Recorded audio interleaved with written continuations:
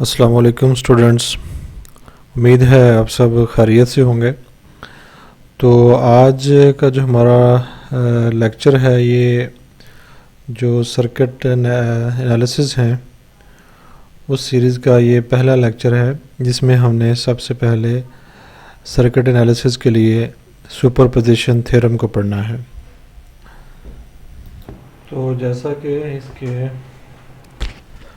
कि इसके नाम से ही ज़ाहिर है सुपरपोजिशन, कि इसमें हमने कंबाइंड इफ़ेक्ट जो है वो देखना है। तो इसमें हम जो कंबाइंड इफ़ेक्ट देखेंगे वो दो चीज़ें होंगी। एक हमारा जो है वो वोल्टेज होगा डिफरेंट सोर्सेज की वजह से, और दूसरी जो चीज़ होगी वो करंट होगी।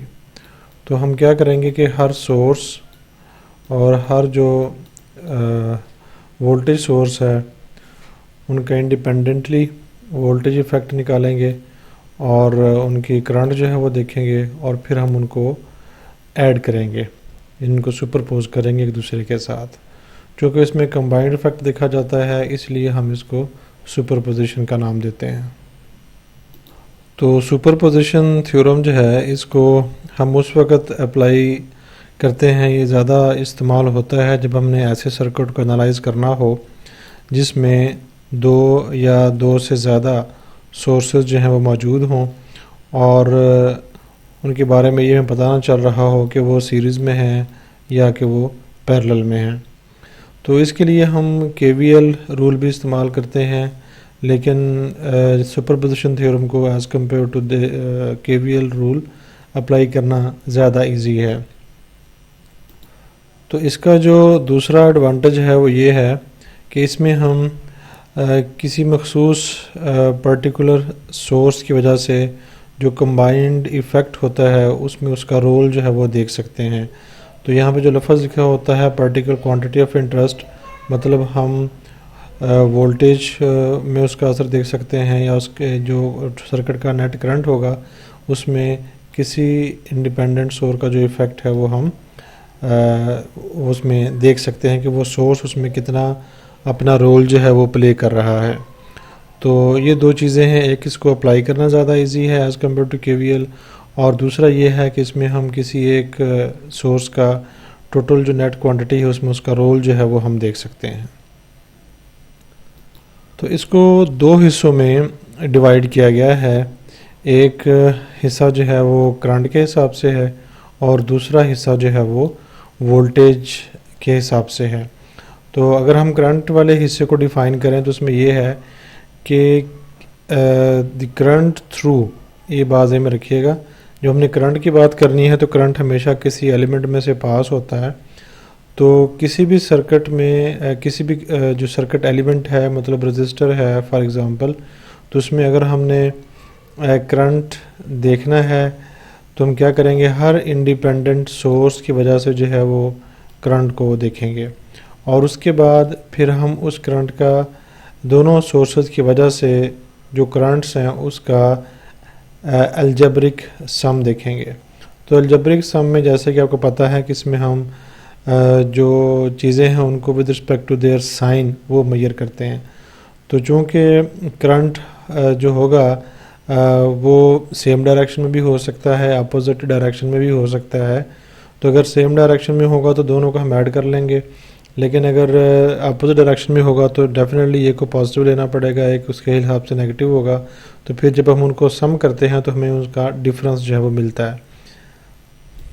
यानी अगर हम बात करें कि हमारे पास ये एक सर्किट हम एज्यूम कर लेते हैं,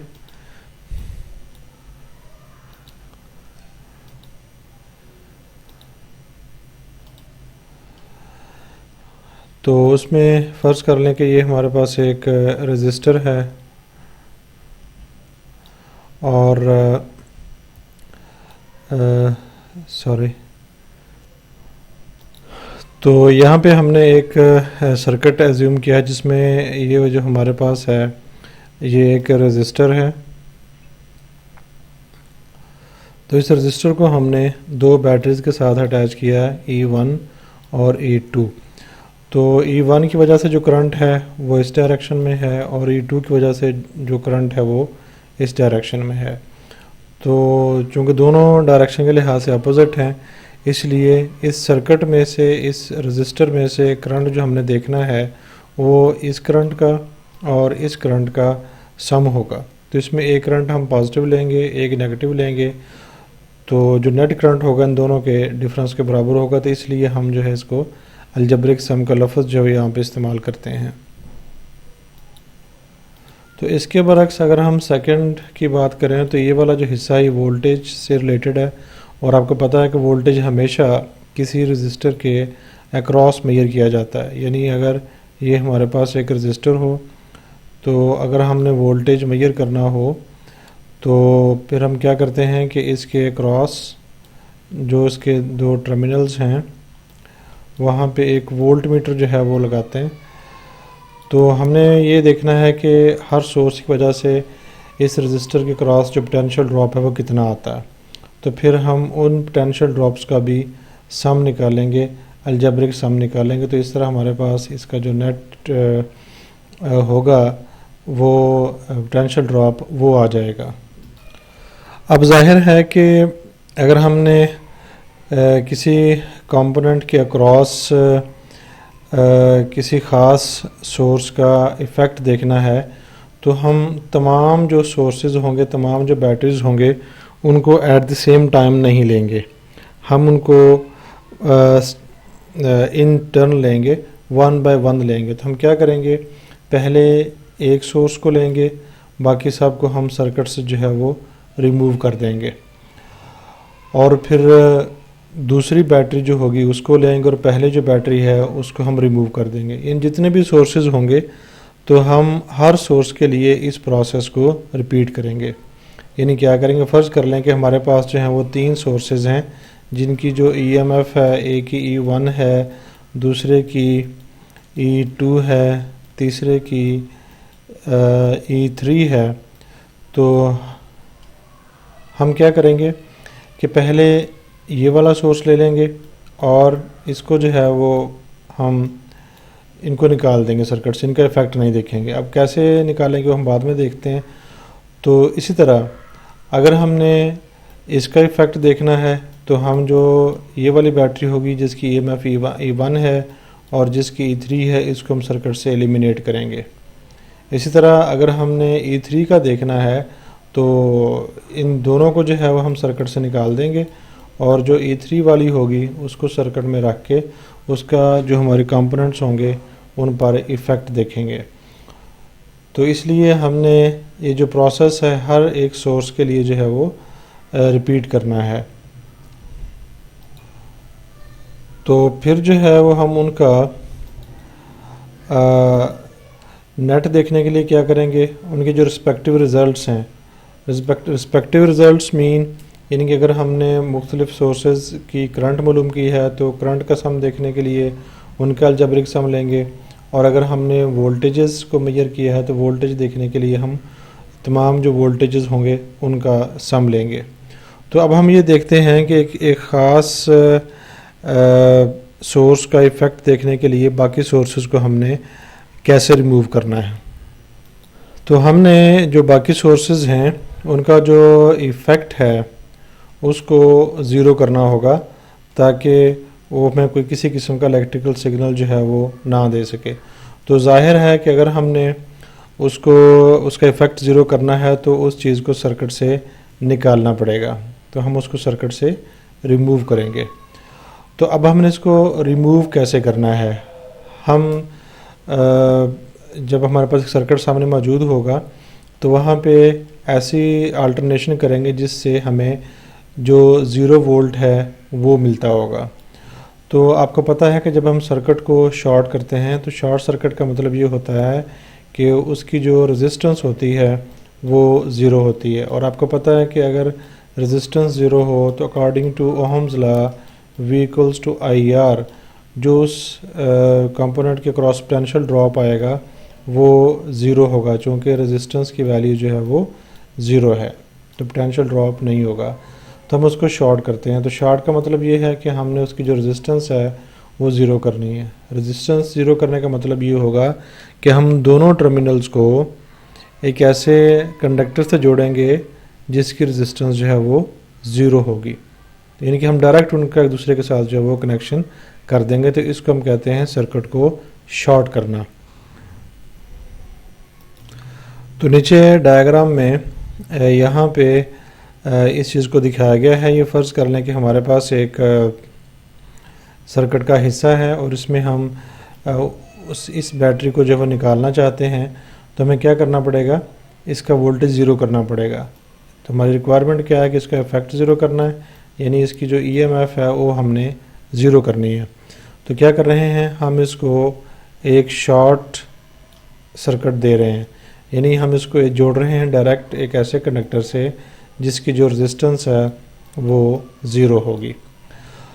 तो इस चीज़ में जो अपने ख्याल रखना है वो ये कि जो बैटरी की इंटरनल रेजिस्टेंस होगी, चूँकि हमें पता है कि जो एक्चुअल बैटरी होती है उसके जो मटेरियल है उसमें जो इलेक्ट्रोलाइट है उसकी वजह से आयंस की आपस में कुछ मूवमेंट में रेजिस्टेंस है, उसको हम उस सोर्स की इंटरनल रेजिस्टेंस कह देते हैं। तो उसको हमने लाजमी शामिल करना है बीच में। तो ये इंटरनल रेजिस्टेंस जो है वो हमारे सोर्स की होगी। तो इस तरह जितनी भी बैटरीज हमारे सर्किट में लगी होंगी मास वाई उसके जिसका इफ़ेक्ट हम देखना चाह रहे हैं, बाकी तमाम जो सोर्सेज हैं, तमाम जो बैटरीज हैं उनको हमने शॉर्ट कर देना है। तो अगर हमारे पास करंट सोर्स हो तो करंट सोर्स को हमने कैसे जो है वो रिमूव करना है, क्योंकि यहाँ पर भी हम क्या करना चाह रहे हैं कि एक सिंगल सोर्स की वजह से करंट को देखना चाह रहे हैं, लिहाजा जितने और सोर्सेज मौजूद होंगे करंट के उनको हमें रिमूव करना पड़ेगा, यानी उनकी वजह से जो करंट होगी वो हमें सर्किट से ख़त्म करनी पड़ेगी। तो इसका तरीकाकार क्या होगा कि हम जहाँ करंट सोर्स मौजूद होगा उसको ओपन कर देंगे। तो नीचे सर्किट में ये दिखाया गया है कि हमने ओपन उसको कैसे करना है। तो जो करंट सोर्स होता है उसकी जो रेजिस्टेंस होती है इंटरनल उसको पैरेलल में शो किया जाता है। जो वोल्टेज सोर्स है जैसे मैंने पीछे देखा उसमें जो इंटरनल रेजिस्टेंस है उसको सीरीज़ में रखा जाता है।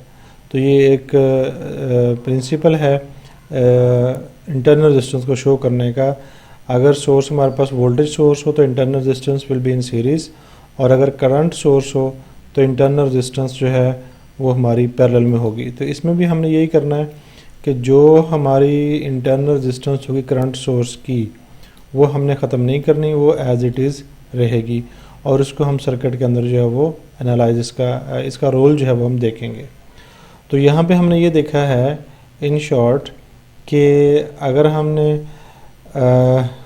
वोल्टेज सोर्स को ख़त्म करना है, उसका इफ़ेक्ट ज़ीरो करना है, तो उसको एक शॉर्ट से रिप्लेस करेंगे, शॉर्ट सर्किट से रिप्लेस करेंगे जिसकी रेजिस्टेंस ज़ीरो है। और अगर हमने एक करंट सोर्स को ख़त्म करना है तो उसका इफ़ेक्ट ख़त्म करने के लिए हम उसकी रेजिस्टेंस जो है वो इन्फिनिट करेंगे। तो इन्फिनिट रेजिस्टेंस का मतलब ये है कि ओपन सर्किट, मतलब यहाँ से करंट जो है वो पास नहीं कर सकता। तो ये हमने हर करंट सोर्स जो होगा उसके लिए जिस तरह वोल्टेज सोर्स के लिए सर्किट का एनालिसिस करते हैं, रिपीट करते हैं फॉर ईच सोर्स, यहाँ पर भी हमें जो है फॉर ईच सोर्स यही प्रोसेस जो है वो करना पड़ेगा। क्योंकि हम हर सोर्स के लिए इंडिपेंडेंटली अलहदा से ये काम करते हैं, लिहाजा जितने हमारे नेटवर्क्स बनेंगे वो उतने ही होंगे जितने हमारे सोर्सेज होंगे, यानी जो रिज़ल्ट्स हम निकालेंगे, जो नेटवर्क्स बनेंगे वो हर सोर्स के लिए अलहदा होगा। तो इसलिए जितने सोर्सेज होंगे उतने ही हमारे नेटवर्क्स होंगे जिनका हम एनालिसिस जो है वो इसमें करेंगे। तो अब हम ये देखते हैं कि जब हम हर सोर्स के लिए वोल्टेज निकाल चुके होंगे, करंट निकाल चुके होंगे, तो उस सर्किट में उस जो नेटवर्क है हमारे पास उसका नेट वोल्टेज हमने कैसे निकालना है और उसका नेट करंट हमने कैसे निकालना है। जैसे कि हम पहले ये बात कर चुके हैं कि नेट देखने के लिए हम उनको अलजबरिकली उनका जो है वो एडिशन करेंगे। तो अगर हम वोल्टेजेस की बात कर रहे हैं तो फिर क्या होगा कि वो वोल्टेज सोर्सेज जिनका इफ़ेक्ट जो है वो सेम आ रहा है, यानी उनकी जो पोलैरिटी है वो अक्रॉस हम कंपोनेंट वो सेम आ रही है तो उनको हम ऐड कर लेंगे, और जहाँ पे किसी कंपोनेंट के क्रॉस जो पोलैरिटी है वो अपोजिट आ रही है तो फिर हम क्या करेंगे, जो नेट वोल्टेज उस कंपोनेंट के क्रॉस होगा वो उनके डिफरेंस के बराबर होगा। तो इसी को हम अलजेब्रिक सम का नाम देते हैं, यानी same polarity will be added, opposite polarity will be subtracted.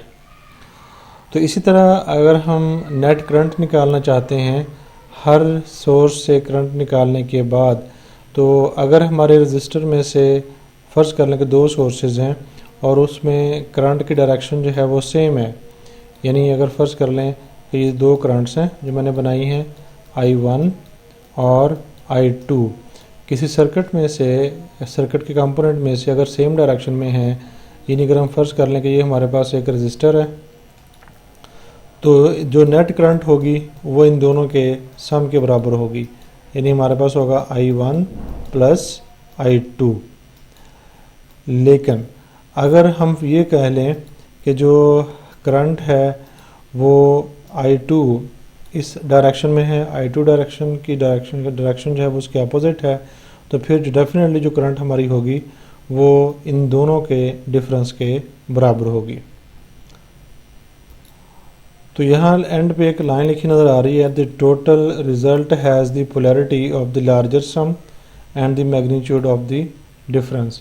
तो इसमें ये होगा कि जब हम उनका डिफरेंस निकालेंगे तो जो रिज़ल्ट होगा उसकी जो पोलैरिटी होगी वो उस वोल्टेज की होगी जो कि हमारे जो नेट इक्वेशन बनेगी उसमें उसकी वैल्यू ज़्यादा होगी, यानी अगर वो नेगेटिव है तो नेगेटिव होगी, अगर पॉजिटिव वाली टर्म ज़्यादा है तो वैल्यू पॉजिटिव होगी, और जो मैग्नीट्यूड होगी वो उन दोनों के डिफरेंस के बराबर होगी। इसी तरह करंट के लिए है कि जिसकी सम में डायरेक्शन जो होगी वो डायरेक्शन की वैल्यू जिसकी ज़्यादा होगी वो हम लार्जर वैल्यू होगी वो पॉजिटिव लेंगे, और दूसरी जो होगी वो जो मैग्नीट्यूड होगी वो उन दोनों के डिफरेंस के बराबर होगी। तो उम्मीद है कि आप लोगों को ये वाला जो हिस्सा है हमारा स्टार्टिंग ये समझ आया होगा। तो नेक्स्ट इंशाल्लाह हम जो है इसकी कुछ एग्ज़ाम्पल्स जो हैं वो सॉल्व करेंगे। तो इसकी जो स्टेप्स हैं उनको आप राइट डाउन करके अच्छी तरह ज़हन नशीन कर लीजिएगा। अस्सलाम वालेकुम।